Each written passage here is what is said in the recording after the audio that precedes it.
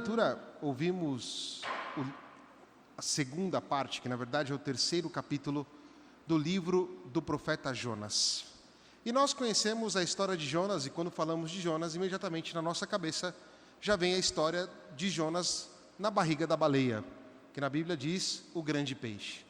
Mas a história de Jonas é muito mais profunda e muito mais interessante.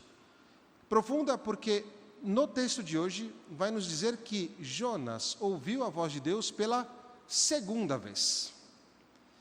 E essa segunda vez, ainda que ele tenha feito o que Deus tenha pedido para ele, ele não chegou àquilo que era a profundidade de que se esperava de alguém que vive com o Senhor.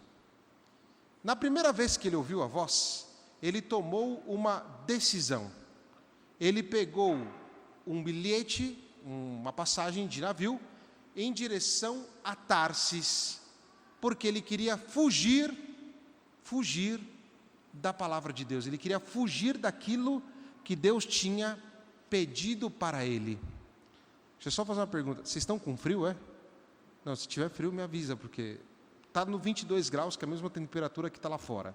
Só que lá fora tem muita umidade. Aí, para tirar a umidade, a gente ligou, deu umidificador. Diz assim, mas tudo bem. Qualquer coisa avisa, tá? Que a gente dá uma aumentada ou até desliga, se for necessário. Mas, em todo caso, veja, Jonas tentou fugir da voz de Deus. E quando ele fugiu da voz de Deus, ele se coloca em perigo. E por que alguém se coloca em perigo quando não quer escutar a voz de Deus? Porque quer fazer as coisas segundo aquilo que se pensa. Basta pensar na nossa vida quando éramos crianças, não?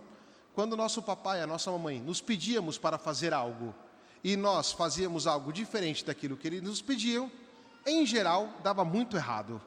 E por que dá errado? Porque nós não queremos escutar aqueles que, teoricamente, sabem melhor do que nós. Muito bem. E Deus, acredito, sabe muito melhor do que nós muitas coisas. Portanto, ele se coloca em risco, porque agora ele quer fazer aquilo que ele pensa. E vai nos dizer o texto que uma tempestade se abateu sobre o barco em que ele estava. Os tripulantes daquela embarcação ficaram com medo de morrer, perceberam, intuíram a morte. E Jonas dormia dentro do barco. Ou seja, quem quer fazer a própria vontade, em geral foge da realidade. Não é capaz de conceber e perceber a realidade dentro da sua perspectiva profunda. O capitão do navio, então, acorda o nosso querido Jonas e Jonas explica o que aconteceu, que ele estava fugindo da vontade de Deus. E o capitão acordou a ele dizendo, vai rezar ao teu Deus para que não nos deixe morrer. Quando ele explicou o que ele tinha feito, então aqueles que creiam em outros deuses ficaram nervosos com Jonas e lançaram Jonas então do barco, e aí ele foi engolido pelo grande peixe. Ou seja, quando nós não fazemos a vontade de Deus, nós nos colocamos em risco, e nós colocamos em risco também aqueles que estão ao nosso lado, porque aí é o momento em que nós passamos a ser orgulhosos, é o momento em que nós passamos a ser rabugentos, momento em que nós não somos capazes de olhar nem a realidade e, portanto, não somos capazes de olhar quem está diante de nós. Porque se nós não olhamos para Deus, eu estou apontando para o sacrário, porque o Senhor está aqui, se nós não olhamos para Deus, nós não temos a capacidade de olhar para quem está do nosso lado. Este é o ponto. Portanto, o que se espera de um cristão é a capacidade de olhar, contemplar Deus e seguir aquilo que Ele nos propõe, que às vezes é um pouco difícil, vai contra aquilo que nós pensamos e queremos, não? Na semana passada eu tinha falado, às vezes Deus nos ajuda e parece que não é uma ajuda, mas Deus, na sua responsabilidade e seu amor por cada um de nós, às vezes destrói os nossos orgulhos para que possamos ser reconstruídos segundo a imagem que Ele nos propõe, segundo aquilo que Ele quer para cada um de nós. E aí nós vamos chegar então nessa segunda passagem que Jonas, depois que saiu do ventre da baleia, de uma oração muito bonita, passa por Nínive. E ele passa por Nínive fazendo aquilo que Deus pediu para ele. Ou seja, proclamar a Nínive que Nínive seria destruída. O povo de Nínive ficou com medo dessa destruição. E, portanto, passaram a olhar para Deus.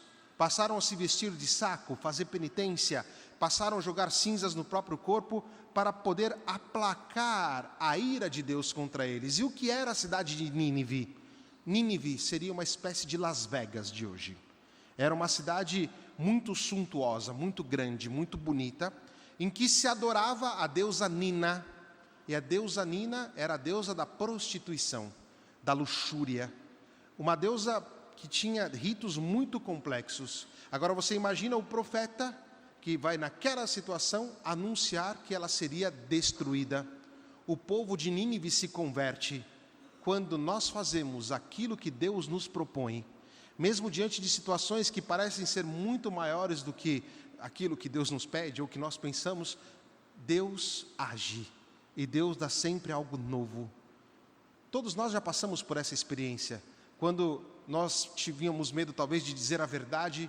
Aí nós fomos lá, dizemos a verdade e tudo se esclareceu, tudo ficou bonito, tudo ficou claro. Ou seja, tudo o que acontece conosco, segundo aquilo que Deus nos propõe, é sempre um sinal de grande bênção.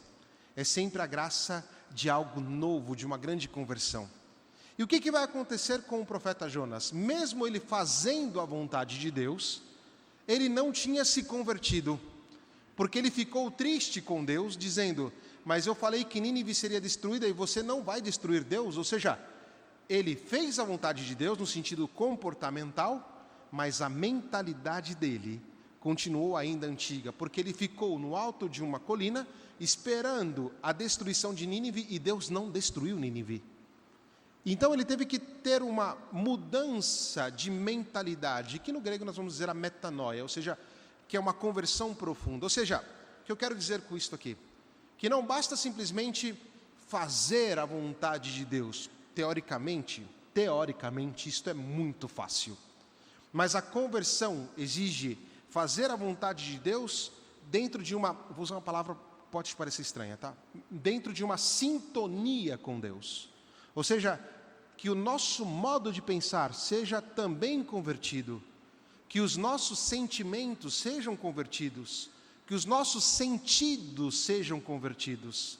Tem uma grande autora, se chama Simone Paco, ela é francesa, e ela escreveu um livro chamado A Evangelização das Profundezas. Eu já citei esse livro alguma vez aqui.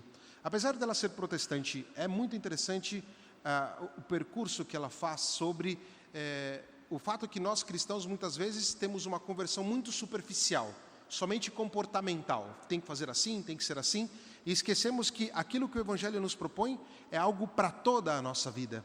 E aí nós vamos compreender aquilo que o Evangelho está nos dizendo hoje. Jesus vai nos dizer que o tempo se completou, ou seja, que chegou a plenitude do tempo.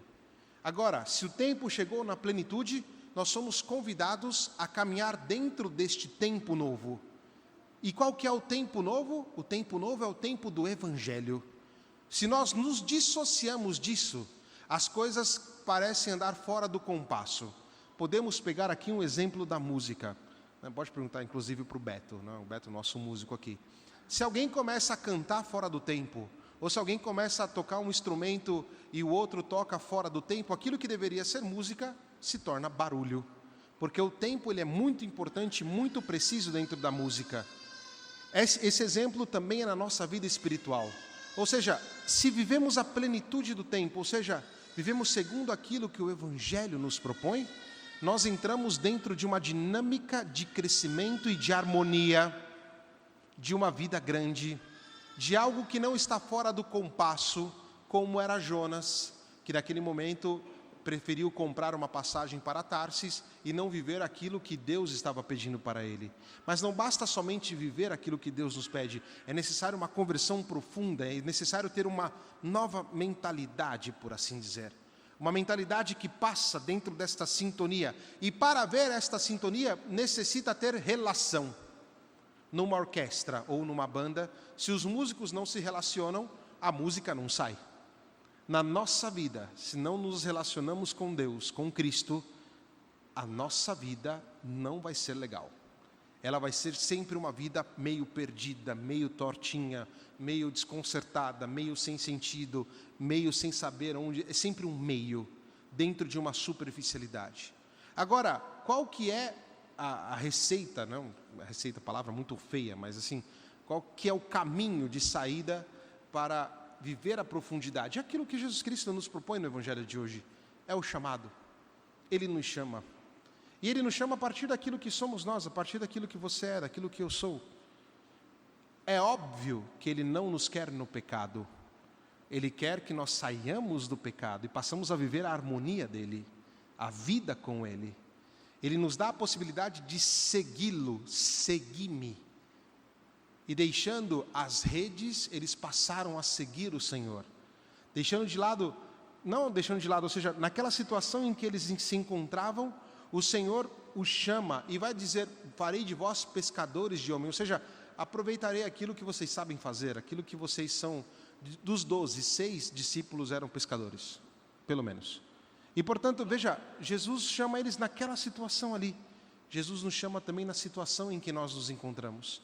E aí a pergunta que nós temos que fazer é, na nossa vida, nós respondemos ao chamado que Jesus Cristo nos faz e tentamos nos, entre aspas, harmonizar com Ele, ou nós estamos vivendo uma bagunça, né, uma bagunça espiritual, uma bagunça humana, uma bagunça estranha, assim, sobretudo nesse mundo bagunçado. Um cristão não pode ser bagunçado num mundo bagunçado. Porque o mundo bagunçado espera de nós cristãos uma posição clara. E esta posição clara é simplesmente ter a capacidade de comunicar com a nossa vida a presença de Deus. E comunicando com a nossa vida a presença de Deus, endereçar cada irmão, cada pessoa que encontramos para o verdadeiro encontro com Cristo, que passa pelos sacramentos, que passa pela vida de oração, que passa dentro de relações harmoniosas, bonitas, amigáveis, e portanto, isso é muito, mais do que importante, isto é urgente no dia de hoje. E a conversão, ela não se dá com uma imposição, a conversão se dá por causa de uma beleza, quando nós vemos o Cristo, e aí nós passamos e entregamos toda a nossa vida a Jesus. E quão bonito seria se cada um de nós dessemos um testemunho daquilo que nós recebemos, ou seja, do chamado de Jesus para nós. E quão bonito seria se na nossa vida pudéssemos demonstrar a presença de Jesus Cristo na nossa carne mesmo, no nosso olhar, no nosso modo de ser, no nosso sorriso. Isso converteria muito mais pessoas. Às vezes nós ficamos um pouco tristes e chateados porque, mas as pessoas não se convertem, mas as pessoas, será que nós estamos, por assim dizer, dando um testemunho de Jesus?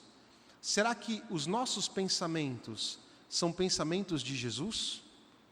Se os nossos pensamentos são de Jesus, as nossas palavras, elas também serão de Jesus. Quais são os nossos pensamentos? Quais são as nossas palavras? Quais são os nossos gestos? Quais são os nossos olhares? Qual é o caminho que nós estamos caminhando? No caminho do seguimento de Cristo? Dentro da plenitude do tempo? Dentro de uma conversão constante de um segmento? Ou nós estamos fugindo da voz de Jesus? Ou nós estamos meio dentro de uma confusão porque, sabendo exatamente aquilo que Cristo nos propõe, estamos procurando outras coisas? E aí nós temos que nos perguntar muito sinceramente sobre isto. E a beleza do Evangelho passa por isso, ou seja, por questionar verdadeiramente qual é o rumo da nossa vida. Será que o nosso rumo é Jesus? Eu tenho que fazer essa pergunta todos os dias para mim. Todos nós aqui como cristãos fazemos essa pergunta todos os dias. A nossa vida é Jesus? Estamos olhando para Ele? Estamos compreendendo os acontecimentos que estão ao nosso lado? Estamos percebendo que em tudo isso Ele está nos falando, está nos chamando para segui-lo, e não para segui-lo de modo intimista, não, segui-lo de modo aberto, alegre, para frente, capaz de ser pescadores de homens, ou seja, de convidar os outros para essa experiência também, para esta vida com o Senhor. Será que estamos levando a sério os sacramentos que nós recebemos? O batismo, a crisma, o matrimônio, no meu caso a ordem, porque nisto tudo está a presença de Jesus, hein? Isto é muito sério. Por isso, penso que no dia de hoje, repassar um pouquinho a história de Jonas e tentar paralelá-la, não sei se é a palavra correta, mas fazer um paralelo da história de Jonas com a nossa vida seria muito interessante, mas à luz do Evangelho. Ou seja, Cristo que nos chama, nós temos a plenitude do tempo. E nós estamos vivendo talvez fora desse compasso. Estamos vivendo fora do tempo, por assim dizer. Como dica cultural, é evidente aquilo que vos proporei agora, que é ler o livro de Jonas. 4 capítulos, 2 paginazinhas. Você lê em um tirinho de 15 minutos. Mas não é só uma lida assim, precisa dar uma meditada. Né? E nós cristãos lemos pouco a Sagrada Escritura. Hoje, que é o dia da Sagrada Escritura na igreja, seria interessante se, ao chegar em casa, lêssemos, talvez em família, o livro de Jonas e compreender essa história profunda de alguém que fugiu, fez a vontade de Deus positiva, converteu, mas que ele pessoalmente precisou depois uma conversão ainda mais profunda. Portanto, aquilo que se espera de cada um de nós é uma conversão total, não somente comportamental. É uma conversão que, porque total no nosso coração, também determina o nosso comportamento. Mas tudo na nossa vida tem que estar envolvido. Que Maria Santíssima nos ajude e que Jesus, que nos chamou para segui-lo, nos dê a graça para realmente segui-lo com tudo aquilo que nós somos, com tudo aquilo que nós temos. Que assim seja. Amém.